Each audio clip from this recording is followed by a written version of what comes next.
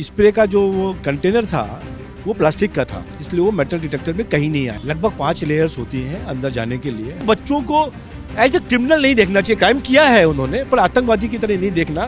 महुआ मोइत्रा को पूरी कमेटी के सामने जितना वो समय चाहती थी दिया गया। अपनी जब उनसे क्वेश्चन पूछा गया तो उन्होंने क्वेश्चन के जवाब नहीं दिए और उठ के चले गए। पब्लिक में कहना कि भारत तोड़ो, भारत तेरे टुकड़े होंगे, इस तरह टुकड़े टुकड़े गैंग को सबने सपोर्ट किया, जितने भी हमारे अपोजिशन के लोग हैं। जिसके घर में 300 करोड़ रुपए कैश पड़ा हो और वो ये कहे साइकिल पे जाना पड़ रहा, पेट्रोल महंगा हो गया। पूरे 22 साल के बाद जहां पे संसद के अंदर जो है उन शहीदों को श्रद्धांजलि दी जा रही थी और वहीं पे उसी दिन को चुना गया, उसी दिन उसी वक्त पे फिर से वही चीज दोहराई गई। गनीमत ये रही कि इसमें जो है किसी को नुकसान नहीं हुआ। जो आरोपी थे उनको हिरासत में ले लिया गया, लेकिन जो मुख्य आरोपी है ललित झा वो भी अब सामने आ गया है, उसने भी अभी सरेंडर कर दिया है।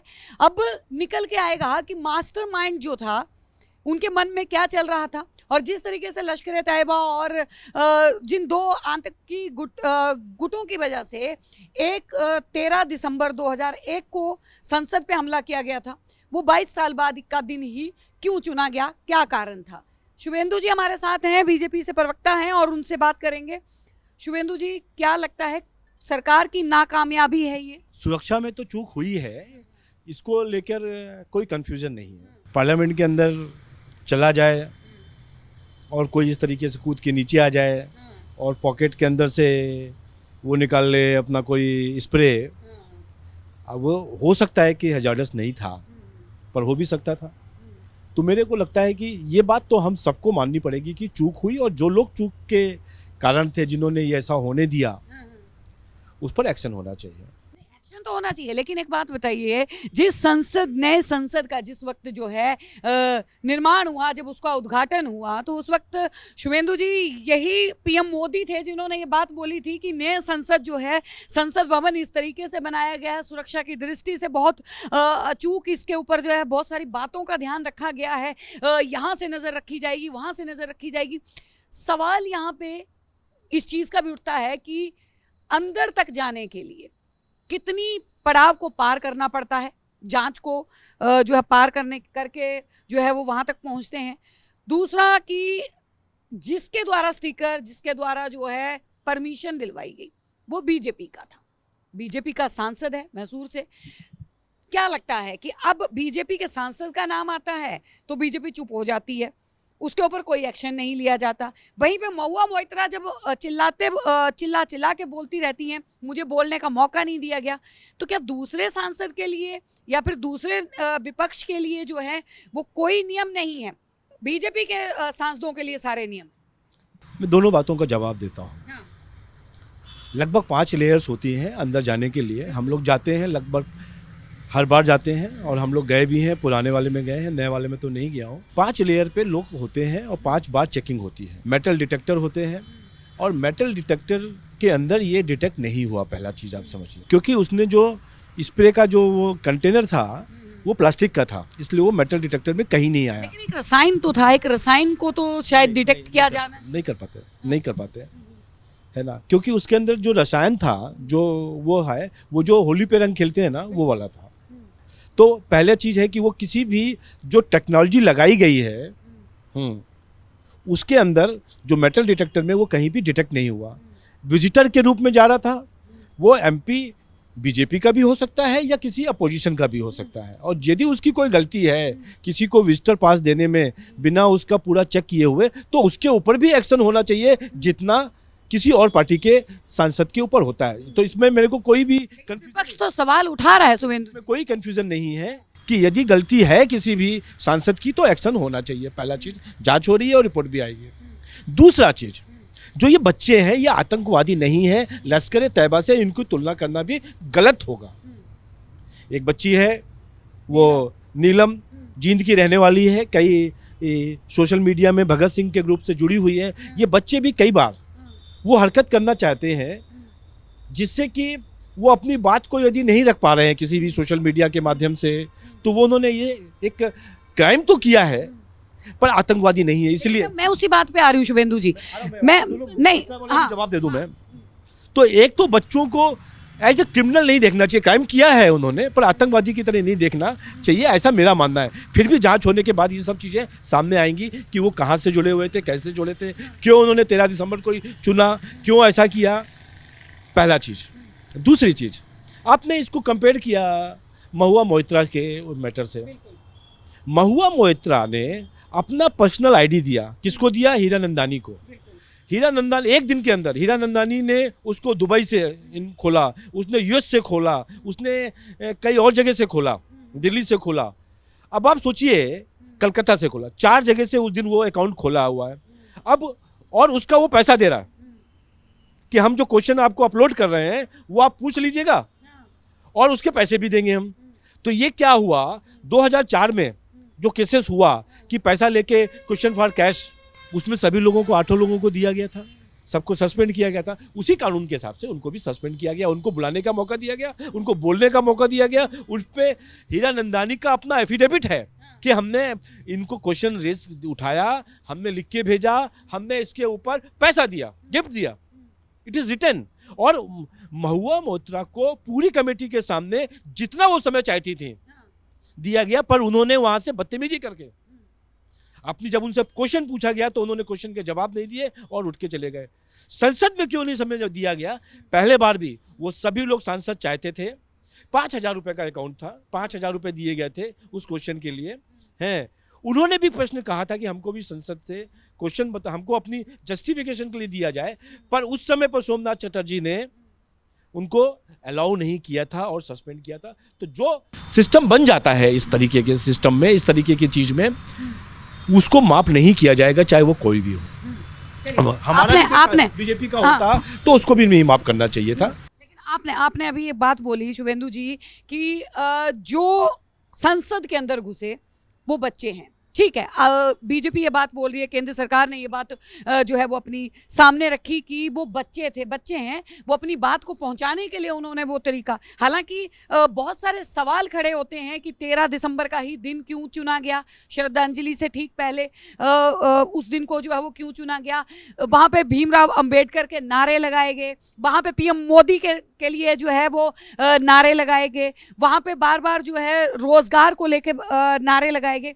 इससे एक बात तो तय होती है कि देश के अंदर एक ऐसा गुट बन चुका है, जो गुट जो है वो ये समझता है कि पीएम मोदी जो हैं या ये मौजूदा सरकार जो है, जो उनकी बात नहीं सुनती है, जो उनकी बात को नहीं समझती है, उस तक बात पहुंचाने के लिए हमें एकजुट होना पड़ेगा, हमें इस गुट का निर्माण करना पड़ेगा।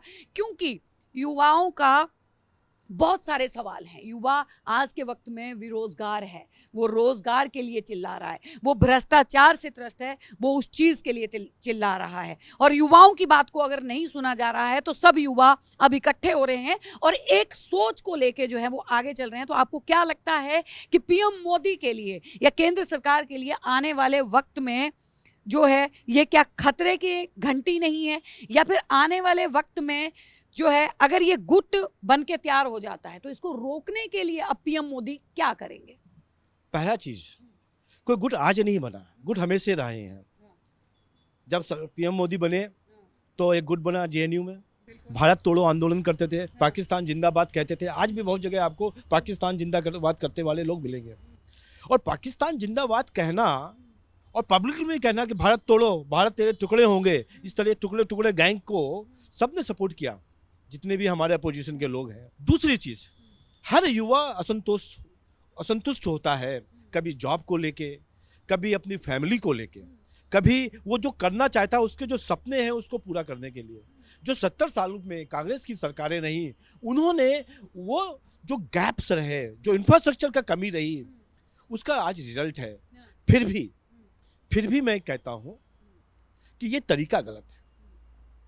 यदि किसी को ऐसा करना है, सपोज करिए वो असंतुष्ट है किसी भावना से, सोशल मीडिया पे आके बोले, आंदोलन करे, पर ऐसा थोड़ी ना हो सकता है कि आपके घर में पहुंच जाए और आंदोलन करने वाले को आंदोलन जीवी का नाम दे दिया जाता है। आंदोलन करना, अपनी बातों को लेके हमारे लोकतंत्र में कहा गया है, आंदोलन जीवी जो लोग हैं जिनको आंदोलन कराना है। आपको याद होगा, अभी मैं आपको एग्जांपल देता हूं किसी के घर में कांग्रेस के एक बड़े नेता है, उनके घर में बहुत पैसा निकला, बहुत पैसा निकला, मतलब 250-300 करोड़ रुपए निकला।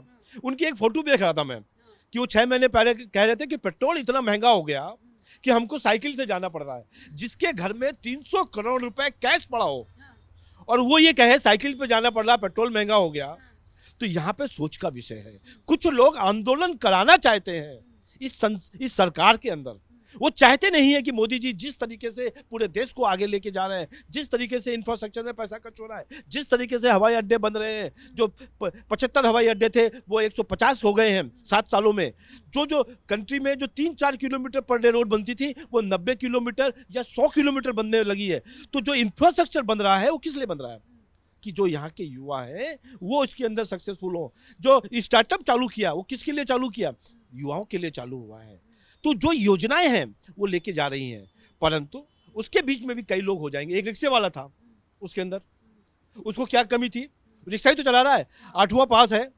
अब वो भी संतोष हो जाए कि मैं 8वां पास हूँ और हमको कंट्री का कमिश्नर नहीं बनाया जा रहा है, तो उसकी गलती है, सोच की कमी है। इसलिए बहुत बार युवा का डायरेक्शन जो गलत हो जाता है और जो ये लोग कराने वाले लोग होते हैं, जो उनके माइंड खेलते हैं, वहाँ पे जैसे कश्मीर के बच्चों के ऊपर पाकिस्तानी आतंकवादी करते थे, यहाँ पर भी यदि किसी लोगों ने उन लोगों को समझाकर भगत सिंह का नाम लेके इस तरीके को करने दिया है, वो जांच के बाद पता लगेगा और जो मास्टरमाइंड है उनको जरूर सजा मिलेगी। बच्चों की गलती है, उनके ऊपर हम लोगों ने रासुका लगाई है, यूएपीए लगा है, जांच होने के बाद सब पता चले। 2 दिन पहले ही 370 पे जिस तरीके से फैसला आया, तो फारूक अब्दुल्ला का एक जो है वो बयान भी सामने आया जिसमें वो बोलते हुए नजर आए कि जहन्नुम में जाए कश्मीर।